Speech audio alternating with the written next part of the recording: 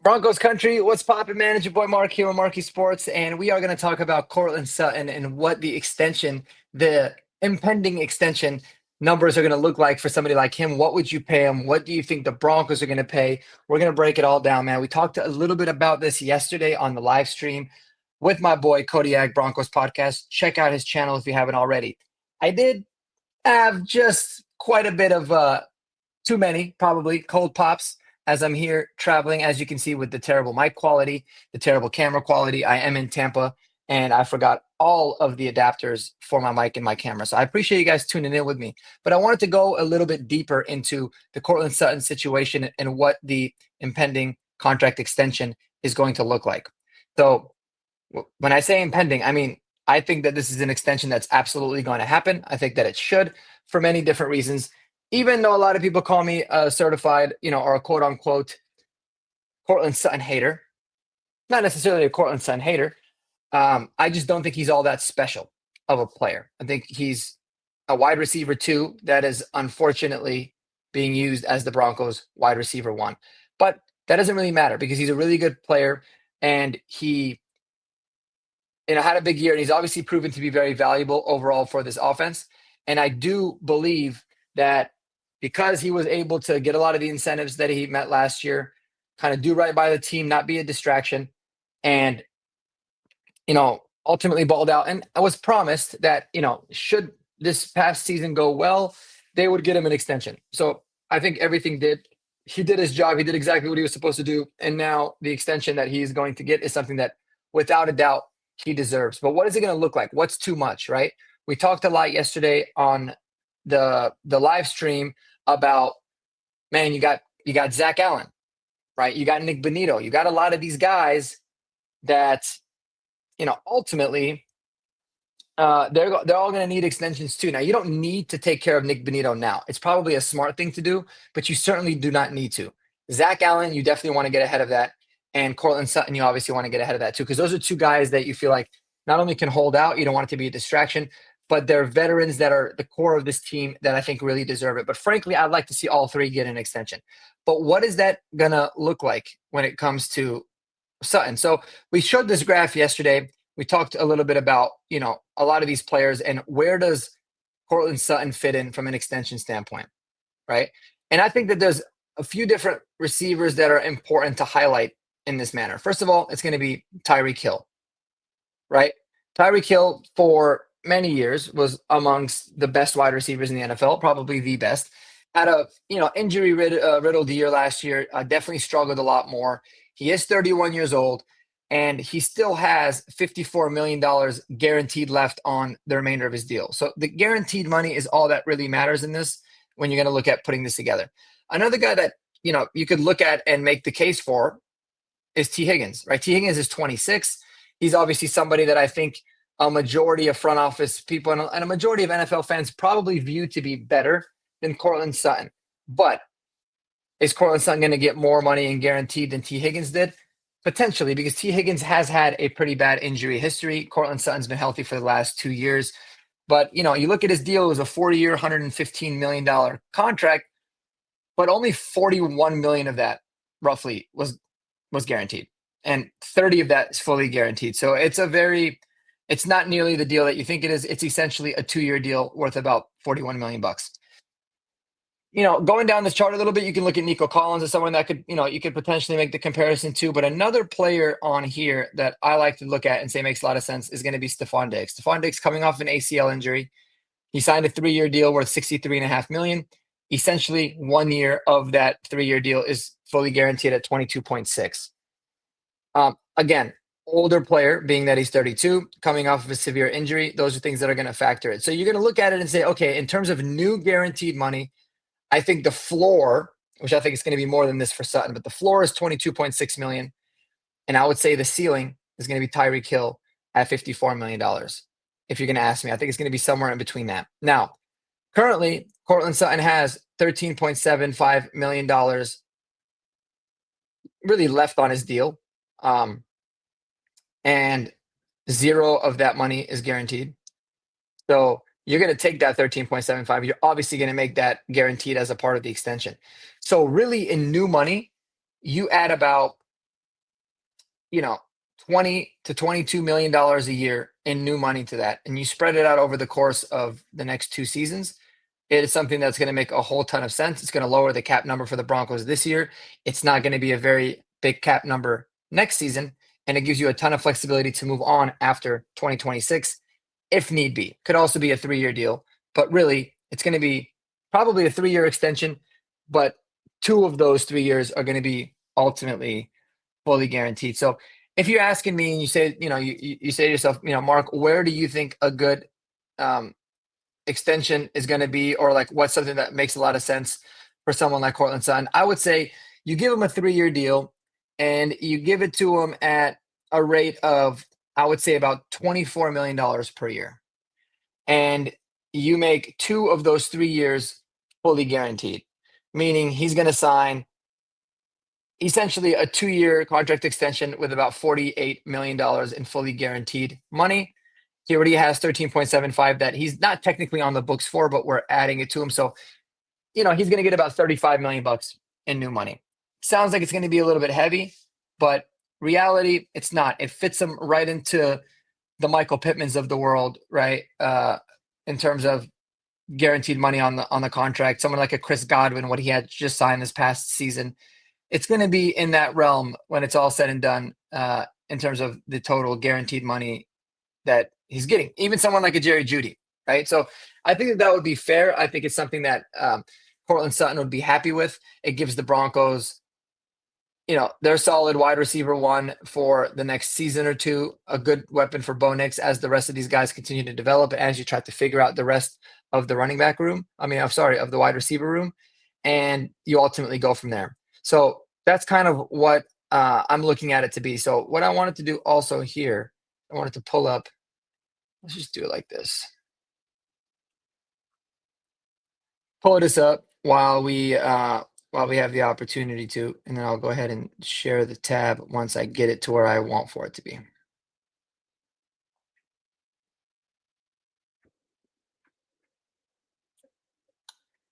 Sorry guys, thanks for bearing with me here.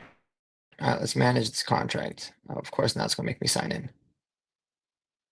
Are we doing it? We doing it ghetto style. All right, I love it. So the current contract, as I said right now, the base is 13 and a half. He's got a $1.2 million signing bonus. His cap hit actually this year is 20.2. So that's really what we would ultimately owe him if we just did nothing with the contract. But you could cut him and you would just owe him that 13.2, and you would save, roughly 8 million bucks, give or take, on the cap this year. So there's a little bit of leverage, and this is really what ultimately makes the contract a lot more feasible for the Denver Broncos. When you go into the manage the contract situation and you say, I would like to sign him to a contract extension. What I think you look at is you say, all right, let's give him 3 years, and it's going to be, well, I'm not going to do it 3 years because the full 3 years is not going to be guaranteed. You can't do guaranteed money here. So I'd give him a 3-year contract with $24 million average. It'll put him at like a 3-year, $72 million deal. But essentially, it's going to be 2 years with 48 million of it guaranteed. And guys, I will say, I think this is probably closer to the ceiling. And this is definitely about as much as I would give to him. I wouldn't really be a fan of giving him more of that. But yes, you can end up getting him a signing bonus. You can even just take the guaranteed money that we're giving him this year and make it a signing bonus if you ultimately wanted to. And what that would do is it would. So that's what I want to do. That's just, I don't know. But this thing is like they flipped this entire thing up on me. So I don't know what the hell's going on. No. Base salary for 2025. I don't know what the hell's going to be. Maybe 4,500,000. Maybe 5.5. This is usually, it kind of incrementally goes up like that, and then 6.5.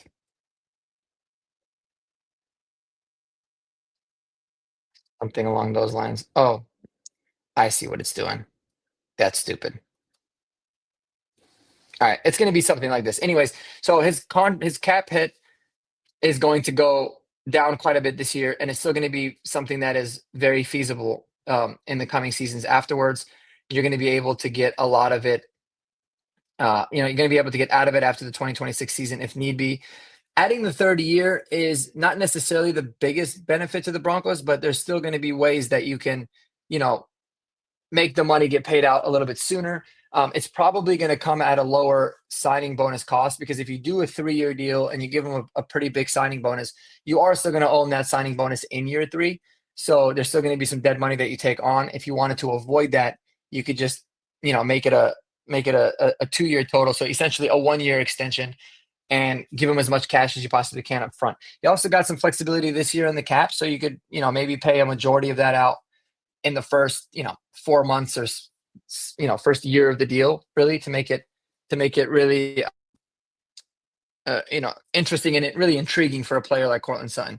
But anyways, I kind of look at it to be something like this, and I feel like this is a win-win because it's gonna, like I said, it's going to free up cap space for this year should you need it, and it's going to make it so that you're not committing a whole bunch of money to Courtland Sutton. But even more importantly, it's not going to make a Nick Bonito extension more difficult. In fact, it's probably going to make that a little bit easier. And same thing goes with Zach Allen. The way that I can look at them maybe wanting to do it is this too. They can look at it and say, all right, we're going to give Sutton an extension, but we're going to give him a majority of his money to where the bigger part of the cap hit is this season.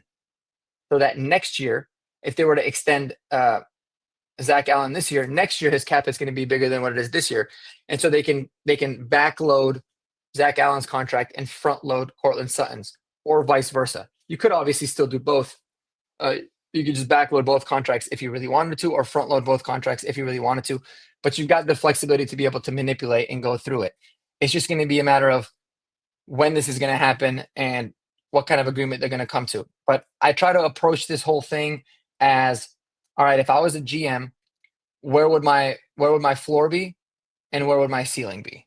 And obviously the player and the agents are going to be thinking the same thing. You look at those different you look at all the different players that we had talked about and you think to yourself, all right, how can you make the argument? If you're George Payton and you're saying to yourself, all right, we think your floor is going to be the total guaranteed money left on Stephon Diggs' contract, right? Stephon Diggs has been a very productive player throughout his career. Yes, we get he's coming off of an ACL, but he's 32, but that's going to be the floor. Courtland Sutton can obviously come out and say, hey, this dude's older than me. He's coming off of an ACL injury. Absolutely not. So that would be something that would make sense. Then on the flip side, you say, I think the ceiling is going to be somebody like T. Higgins getting $40.9 million. Courtland Sutton can say, I've been healthier. I've been just as productive, or if not, more productive. I am the main wide receiver. T. Higgins is wide receiver 2 on his team. He wants more, but the Broncos come back and say, dude, T. Higgins is 26 years old. Maybe his injury history is behind him. The ceiling for him as a player is higher than what you're currently at.